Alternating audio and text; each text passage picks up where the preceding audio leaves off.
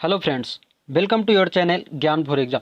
दोस्तों, इस वीडियो में हम राज्य पुनर्गठन देखेंगे। इस वीडियो में राज्य पुनर्गठन से संबंधित प्रश्न जो एग्जाम में पूछे जाते हैं उसे हम लोग देखेंगे और राज्य पुनर्गठन आयोग को समझेंगे।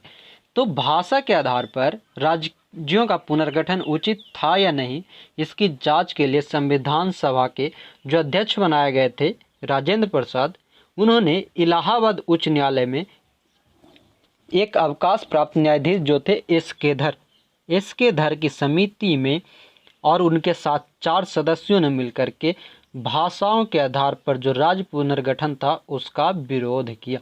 एस के धर समिति द्वारा भाषाओं के आधार पर राज्य पुनर्गठन का विरोध किया गया। ठीक है।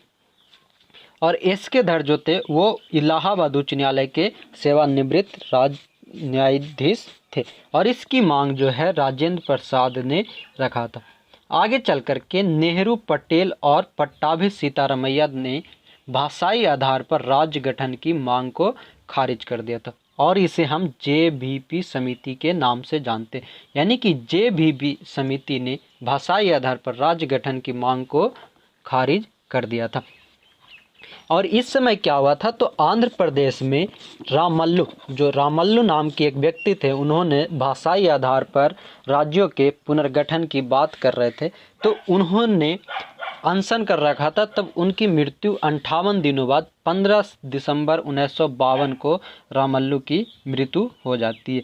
उसके बाद ही प्रधानमंत्री नेहरू ने तेलुगु भाषियों के लिए एक अलग राज्य आंध्र प्रदेश की गठन का घोषणा कर देते और 1 अक्टूबर 1953 को आंध्र प्रदेश भाषाई आधार पर गठित होने वाला प्रथम राज्य बनता है। 1 अक्टूबर 1953 को। उसकी भाषा क्या थी? तेलुगु। और उस समय की तत्कालीन राजधानी आंध्र प्रदेश की कर्नूल बनाई गई थी और इसके आंदोलनकर्ता कौन थे? तो श्री रामल्लू। अब आंध्र प्रदेश की जो समिति थी वो किसके द्वारा? तो JVP समिति द्वारा आंध्र प्रदेश को गठित किया गया। उसके बाद राज्य पुनर्गठन आयोग बनाया गया और 1953 में इसकी गठन की गई और अध्यक्ष बनाए गए फजल अली और साथ ही इनके साथ कुछ अन्य सदस्य थे, पंडित हृदयनाथ कुंजरू और पनिकर। पंडित हृदयनाथ कुंजरू और पनिकर को राज्य पुनर्गठन आयोग का सदस्य बनाया गया था। फिर राज्य पुनर्गठन अधिनियम 1956 को राज्य पुनर्गठन अधिनियम 1956 में बना और उसकी स्थापना जो 14 राज्य और 6 केंद्र शासित प्रदेश के साथ की गई।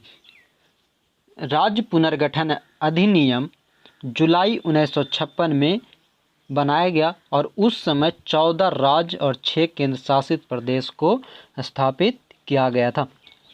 14 राज्य और 6 केंद्र शासित प्रदेश को। और राज्य पुनर्गठन आयोग का गठन कब हुआ था? 1953 में। आगे चल करके पांडिचेरी संघ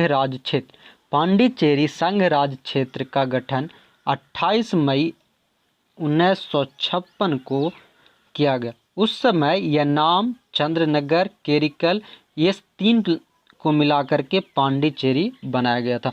यह नाम चंद्रनगर और केरिकल को मिलाकर के 1956 में पांडिचेरी संघ राज्य क्षेत्र बनाया गया और ये पहले 1954 तक फ्रांसीसियों के अधिकार में था। ठीक है। 28 मई 1956 को इस पर एक हस्ताक्षर हुआ और पांडिचेरी संघ राज्य क्षेत्र बनाया गया था। वही आगे चल करके 18 दिसंबर 1961 को गोवा, दमन व दीव की मुक्ति के लिए पुर्तगालियों के विरुद्ध कार्रवाई की गई थी और उन पर पूर्ण अधिकार कर लिया गया था और इसे 12वें संशोधन में गोवा, दमन व दीव को प्रथम परिशिष्ट में शामिल करके भारत का अभिन्न अंग बनाया गया 12वें संशोधन द्वारा। इस प्रकार वर्तमान समय में भारत में 28 राज्य और 8 केंद्र शासित प्रदेश हैं। सभी राज्य और केंद्र शासित प्रदेश यानी कि संघ क्षेत्र जो है वो प्रथम अनुसूची में शामिल किया जाता है। तो दोस्तों, इस प्रकार हमने इस वीडियो में राज्य पुनर्गठन आयोग को देखा। आप लोग चैनल को सब्सक्राइब कर लेंगे, साथ ही वीडियो को अपने फ्रेंड सर्कल और ग्रुप में शेयर ज़रूर करेंगे और कमेंट करके बताएंगे वीडियो आपको कैसा लगा। धन्यवाद।